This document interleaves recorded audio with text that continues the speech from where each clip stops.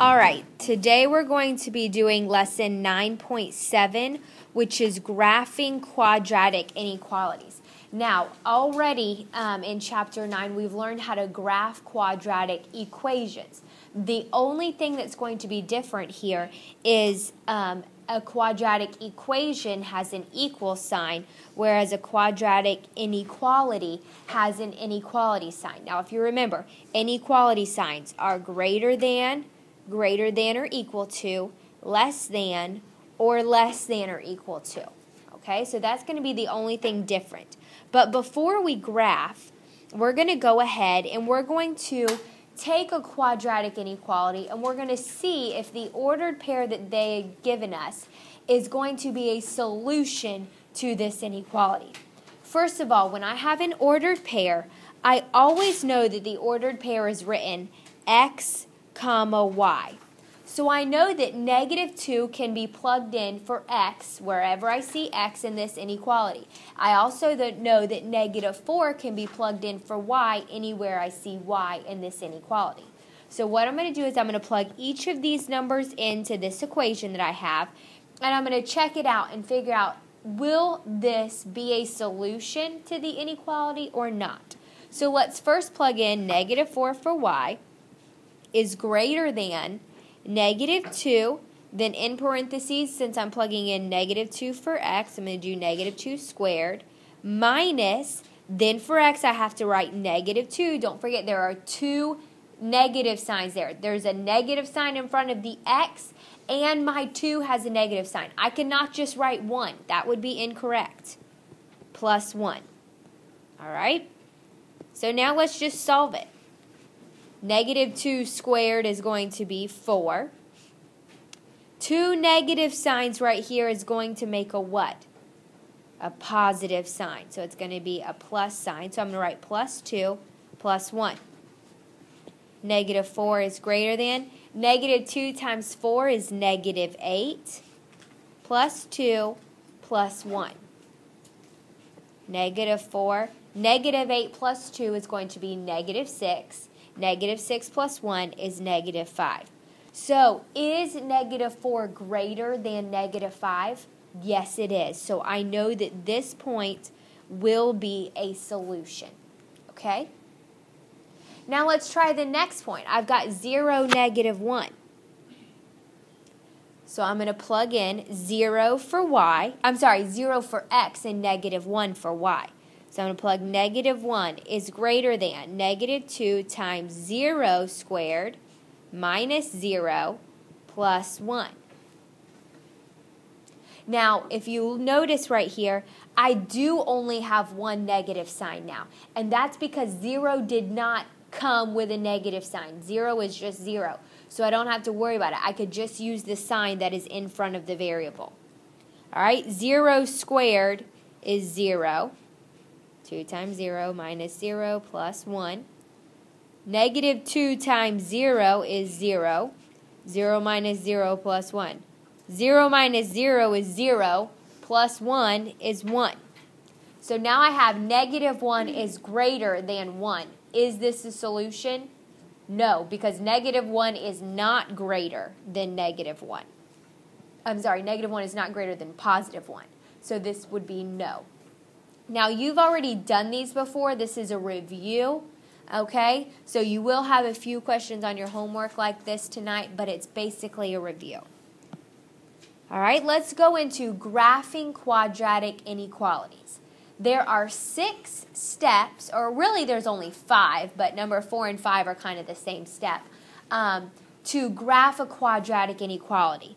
If you notice, okay, the first 3 steps are the exact same steps that we use to graph quadratic equation. First of all, I find the vertex. The formula that I use to find the vertex is going to be the exact same. X equals negative b over 2a. All right? Then, once I find that vertex, I need to make an x and y chart. X, y. Plug in the numbers here. I'm going to do 2 numbers that are smaller and two numbers that are larger. So I would put my vertex right here in the middle. Okay, and I'm going to do two numbers that are smaller to the left of it, two numbers that are larger to the right. Then I'm going to plot the points. So what I would do is I would take my parabola. Okay, let's say I'm plotting my points here. Okay, now this is where it becomes different than an equation. When you have a greater than or less than sign, you have to use a dotted line to connect the dots.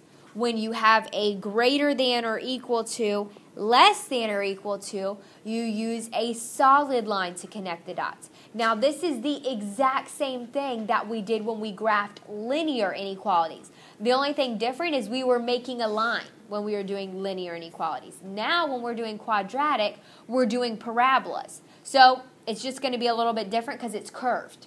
All right, so I'm going to have a dotted line or a solid line depending on what my sign is.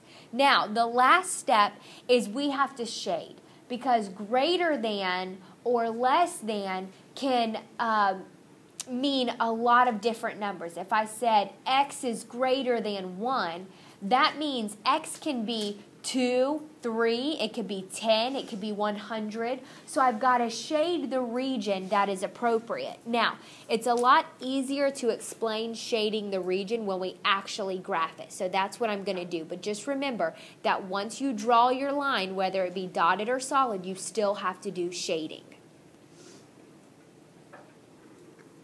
All right, so let's go ahead and graph a quadratic inequality. First of all, it's going to have the same standard format as a quadratic equation. The only thing different is, again, it does not have an equal sign. It has a greater than or less than sign. So let's go ahead, and I'm going to write at the top of this slide what the standard form is. And I'm just going to use the exact same sign that we already have. So standard form would be y is less than or equal to ax squared plus bx plus c. So the first thing I want to do before I find my vertex is label a, b, and c. A in this equation is going to be the number in front of x squared, which I don't see a number there, so I know that it's 1. All right, so I know that a is equal to 1.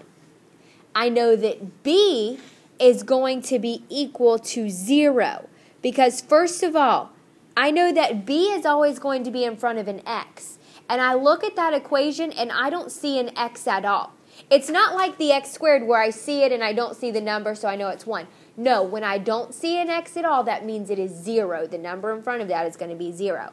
And lastly, c is always the number by itself without any variables, so that's going to be 2.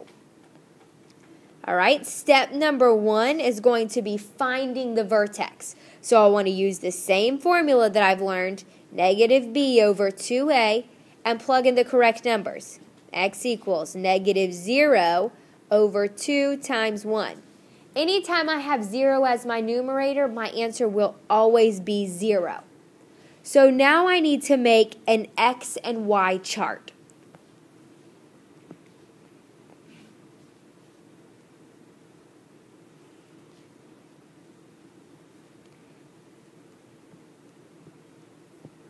So when I find what my vertex is, that number always goes directly in the middle of my chart, so 0 here.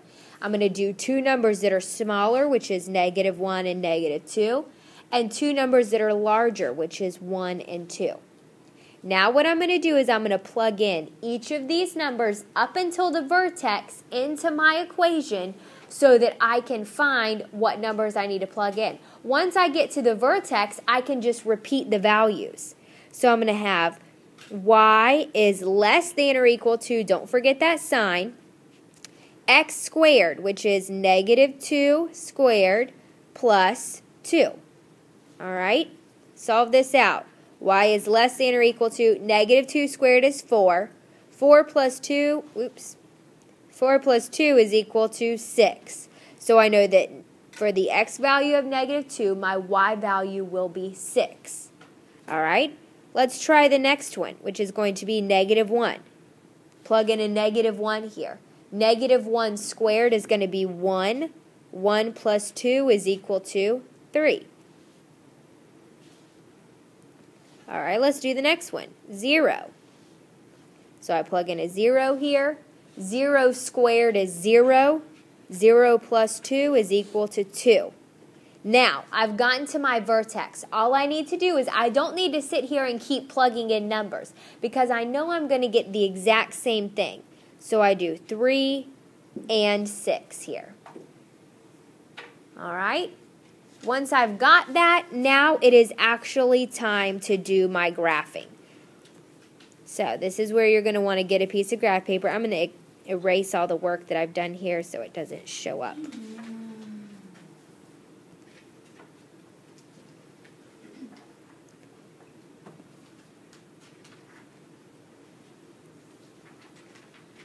All right, I'm also going to write my original equation here. Y is greater than or equal to x squared plus 2. Now, I want to go ahead and I want to plot my points first because that's not anything different than what we've been doing. So I'm going to do negative 2, 6, and I'm not going to number my graph, okay? This is my origin here. All right, so I'm going to go over to negative 2, up 6. So I've got 1, 2, 3, 4, 5, 6 right here. Then I'm going to go over to negative 1, up 3. 1, 2, 3. Then I have 0, positive 2, positive 1, 3, and positive 2, 6. Now, this is where it begins to get a little bit different than what we did in our quadratic equations. I've got to figure out, do I need to draw a dotted line to connect these dots or a solid line? So let's look at my sign. I have y is greater than or equal to. So am I going to have a dotted or a solid line?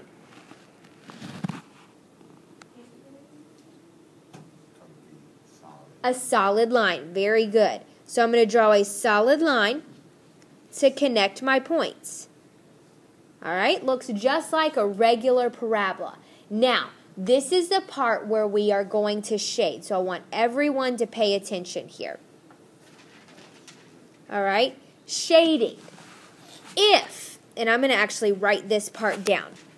If you have a greater than or equal to sign, and your parabola points up, that means these arrows here are pointing up, I'm going to shade inside the graph. You're going to want to write this down. If I have a greater than or equal to, but my parabola is pointing down, I will shade on the outside of the parabola. All right. If I have a less than or equal to sign, and my parabola is pointing up, I'm going to shade on the outside.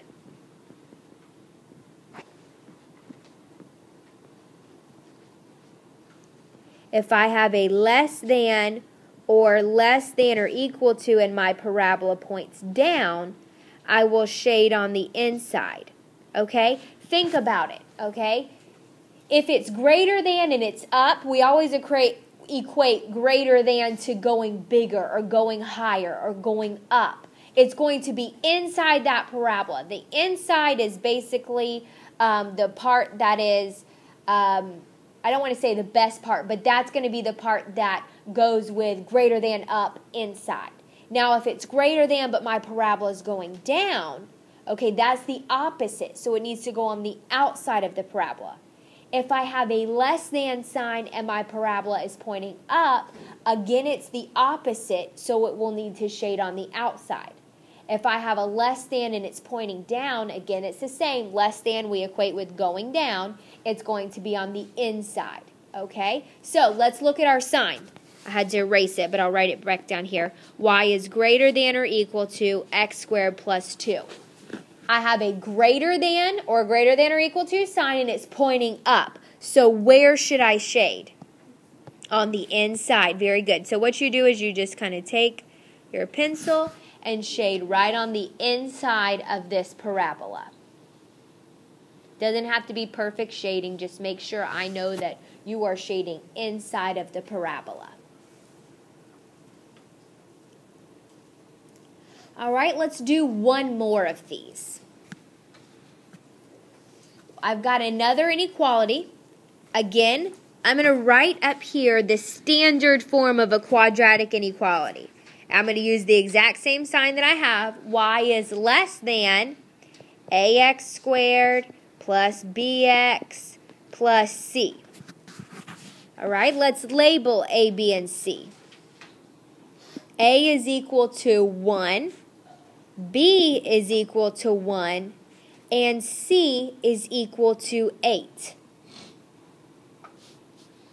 All right, now that I've got those labeled, step 1, find the vertex. X equals negative B, so I'm going to write negative 1 over 2 times 1, because A is equal to 1. Okay? What I end up with is negative 1/2. I will have a fraction.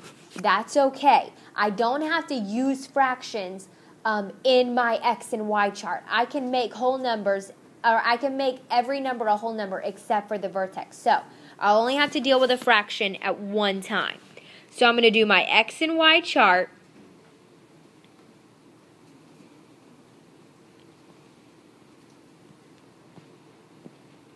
And I've got negative 1/2 here in the middle. All right, let's think of the closest whole number that is smaller than negative 1/2. Okay, that's going to be negative 1. All right, let's do the next one. This number smaller than negative 1 is negative 2. All right, what is the closest whole number to negative 1/2 that is greater than it? 0. Okay, I want to go to the closest. 1 would also be greater, but I've skipped 0, so I want to do the very closest. All right, 0, and then the number bigger than that is 1. So that's what you do when you have a fraction. You stick with whole numbers, okay? You just do the next closest one. All right, so what I'm going to do is I'm going to take my problem, and I'm going to plug in each number. So I'm going to have y, or I'm not even going to write that. I'm just going to do negative 2 squared, because I'm plugging in that first negative 2, minus 2 plus 8. Negative 2 squared is 4. 4 minus 2 plus 8. 4 minus 2 is going to be 2. 2 plus 8 is 10. All right, let's plug in our next number. I've got negative 1 squared minus 1 plus 8. Negative 1 squared is 1. 1 minus 1 plus 8. 1 minus 1 is 0. 0 plus 8 is 8. All right, let's do the next one, which is going to be 1/2. So I'm going to do negative 1/2 squared minus 1/2 plus 8. So if you want to, get out your calculators for this. I know how fractions make you all feel. So get out your calculator. Use it. It's there to help you. I'm going to do negative 1/2 squared, which is going to be positive 1/4 minus 1/2 plus 8.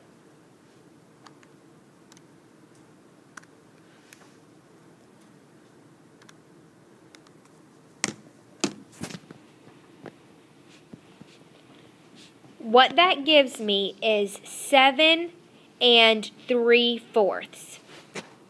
7 3/4, okay? If you get a improper fraction, make it into a mixed number. It's much easier to find on a graph when it's a mixed number rather than 31/4, okay? That's going to be really hard to figure out what it is. So I've got 7 3/4. All right, let's just fill in our other numbers, 8 and 10.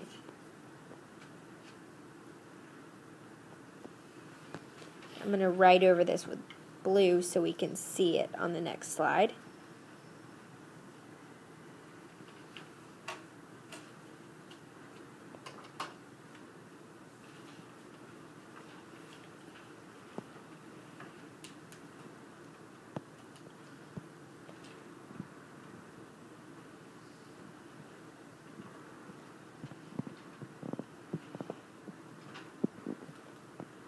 and my original equation.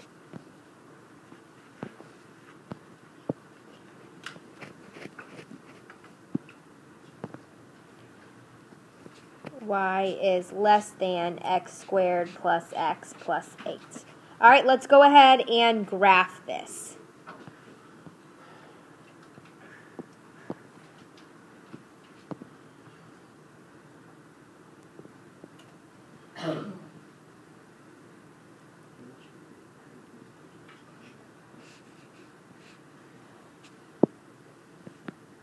All right, let's graph my first point. I've got -2, and I'm going to go up 10. So over -2, up 1, 2, 3, 4, 5, 6, 7, 8, 9, 10. My next point is -1, 8. -1, up 8, 1, 2, 3, 4, 5, 6, 7, 8. Then my next point, this is my vertex. It is -1/2. So that means I go halfway in between the 0 and -1. That's all that means.